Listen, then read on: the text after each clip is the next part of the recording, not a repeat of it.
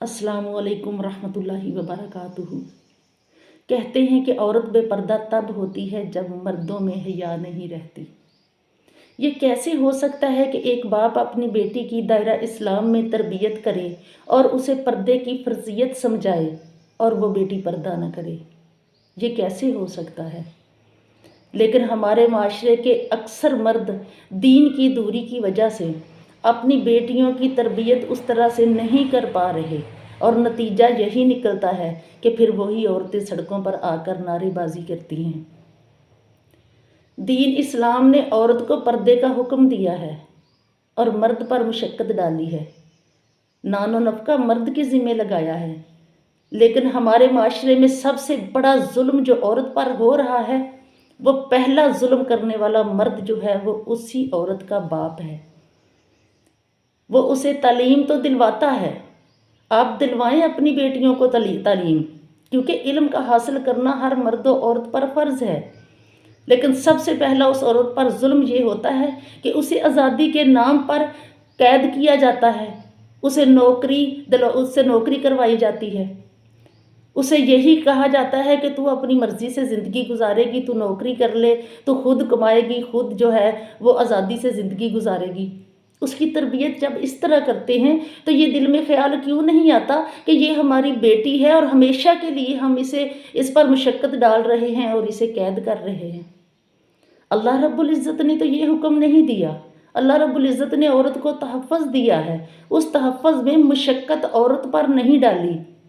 और औरत कितनी भोली है कि वो इस आज़ादी की वजह से खुद अपने आप पर उसने इतनी मुशक्कत मुसल्लत कर ली है। ये बाप होने के नाते कम से कम मर्द का ये तो फ़र्ज़ नहीं बनता ना। और फिर नतीजा तो यही निकलना है ना, जो ये कल मार्च में हुआ है, औरत मार्च में, यही कुछ ही होना है ना फिर। तो मर्द होने के नाते कम से कम इतना तो ख्याल कीजिए कि अपनी बेटियों पर ही सबसे पहले जुल्म कर रहे हैं, उनसे नौकरी करवा रहे हैं ताकि वो सारी ज़िंदगी अगले घर जाके भी गुलामी करे और ग़ुलाम बन जाए। और बाप हजरात जो है शायद वो इसी वजह से फिर करते हैं, बच्चियों से नौकरी करवाते हैं कि उन्हें विरासत से महरूम करने के लिए, उन्हें विरासत ना दी जाए। नौकरी करेगी, वो खुद कमाएगी। कफ़ील होने के नाते, वली होने के नाते आपका अच्छी जगह पर रिश्ता करना हक बनता है। आप बजाय अपनी बेटी से नौकरी करवाने के, आप अगला रिश्ता जो देख रहे हैं वो कम से कम इतना काबिल तो हो, आपकी बेटी को 2 वक्त की रोटी दे सके, आपकी बेटी को वो सहूलियात दे सके। आप बाप होकर अपनी बेटी पर जुल्म कर रहे हैं। अगले रिश्तों से फिर क्या उम्मीद होगी?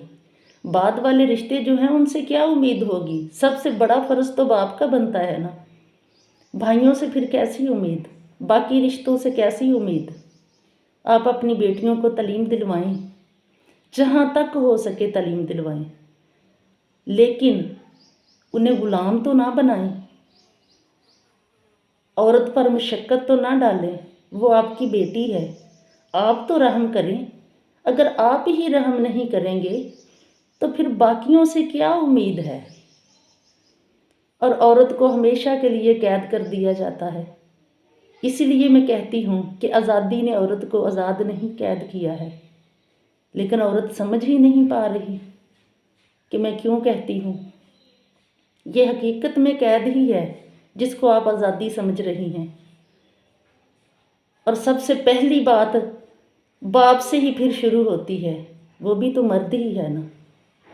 अपनी बेटी पर ही जुल्म कर दिया, उसे मुशक्कत में डाल दिया। घर की जिम्मेदारी तो है ही उस पर, हालांकि दीन इस्लाम में वो भी फ़र्ज़ नहीं है, लेकिन माशरती तौर पर ये मुश्किल झेलनी पड़ती है। उसके साथ साथ आपने उसे और मुशक्कत में भी डाल दिया। तो खुदारा बेटियों पर रहम कीजिए। इसलिए मैं बार बार कहती हूँ कि दीन इस्लाम का मतालिया कीजिए, दीन इस्लाम को समझने की कोशिश कीजिए। आज ये चंद औरतें सड़कों पर निकली हैं, अगर इसी तरह से औरतों की तरबियत होती रही तो ये सारी की सारी औरतें सड़कों पर निकल आएंगी। तो क्या होगा हमारे माशरे में? हम किस तरफ चल पड़े हैं, किस तरफ लेकर निकल पड़े हैं? یہ ہمارا دین اسلام نہیں کہتا۔ میں اکثر یہی کہتی ہوں کہ مرد ہر روپ میں عورت پر ظلم کرتا ہے۔ باپ ہے تو وہ باپ کے روپ میں بھی ظلم کرتا ہے، بھائی کے روپ میں ظلم، شوہر کے روپ میں ظلم، بیٹے کے روپ میں ظلم۔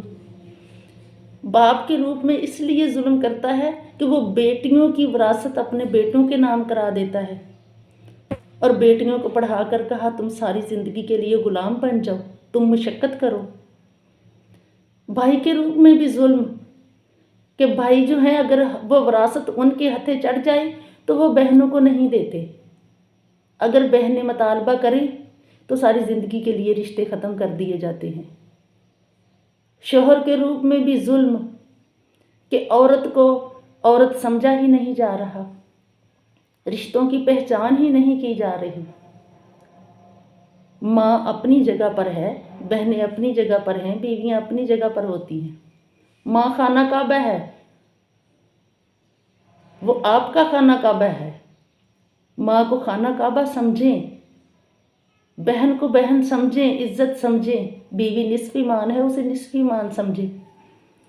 بیٹے کے روپ میں ظلم کیا جا رہا ہے عورت پر کہ ماں کی وراثت جو ہے وہ بیٹے ضبط کر رہے ہیں، ماں کو نہیں دی جا رہی، انہیں حق نہیں دیا جا رہا۔ بیٹے لے کر ماؤں کو جو ہے وہ پوچھتے تک نہیں۔ یہ ہر روپ میں کیوں عورت ہی کیوں، ہر روپ میں عورت پر ظلم ہو رہا ہے؟ تو خدارا اسے سمجھیں، سوچیں۔ آپ مرد ہیں، مرد ہونے کے ناطے اتنا تو فرض بنتا ہے نا کہ آپ مرد بن کر رہیں، عورتوں پر ہی ظلم کیوں؟ جب ایک بیٹا اپنی ماں کی وراثت چھینتا ہے جس کے حقدار قرآن پاک نے اسے ٹھہرایا ہے، تو کیا وہ ماں خوش ہوتی ہوگی؟ کتنا ظلم ہے اس ماں پر۔ جب بہنوں کی چھین لی جاتی ہے تو وہ ان پر ظلم نہیں ہے؟ اور سب سے پہلا ظلم جو ہے وہ باپ سے شروع ہوتا ہے کہ وہ بیٹیوں کی وراثت جو ہے وہ بیٹوں کے نام کروا دیتے ہیں۔ کیا دینا ہے بیٹوں نے؟ بیٹیاں بھی تو آپ کی ہیں، آپ نے ہی پیدا کیا ہے، اور جب قرآن پاک میں اس بیٹی کا اللہ تعالیٰ نے حصہ رکھ دیا ہے، اسے وراثت کی حقدار ٹھہرایا ہے، تو پھر آپ کیوں کرتے ہیں ایسا؟ باپ کی رضا میں اللہ کی رضا ہے۔ درجہ تو دیکھیں اپنا، کم از کم اپنا درجہ دیکھ کر پھر فیصلہ کریں۔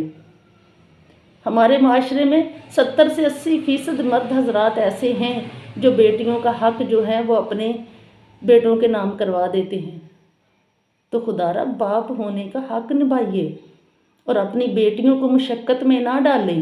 تعلیم جتنی بھی دلوانی ہے آپ دلوائیں، لیکن اپنی بیٹیوں کو کسی کی غلام نہ بنائیں۔ نان و نفقہ مرد کے ذمے ہے، ولی بھی آپ ہیں۔ کم از کم بیٹی کا وہاں رشتہ کریں جہاں اسے 2 وقت کا کھانا مل سکے، سہولیات مل سکے۔ اسلام اجازت دیتا ہے کہ جتنی اس کے میکے میں اس کی حیثیت تھی، کم از کم اتنی سہولیات اسے اگلے گھر میں بھی ملے۔ تو آپ اس طرح سے دیکھ بھال کر سوچ سمجھ کر کیجئے، کیوں اپنی بیٹیوں کو مشقت میں ڈال دیا ہے؟